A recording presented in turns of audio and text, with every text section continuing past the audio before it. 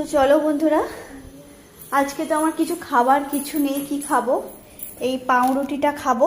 এই যে দেখো করে নিয়েছি, পাউরুটিটা খাবো।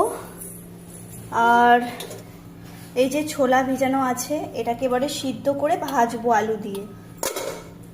আর এটা হচ্ছে এই যে মুগ কড়াই সিদ্ধ বসিয়ে দিয়েছে বাবা, এবার মুগ কড়াই সিদ্ধ বসিয়ে দিয়েছে।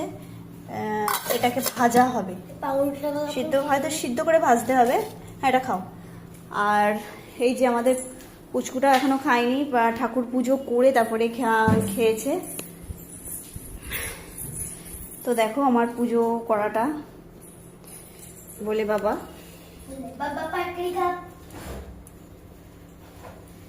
আমি দেখো এইভাবে পুজো করেছি।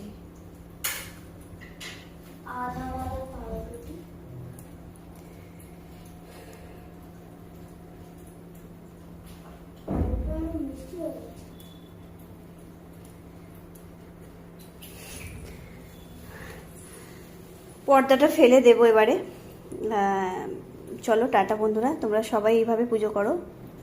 ভগবান সবাই মনস্কামনা পূর্ণ করুক, সৎ মানুষের।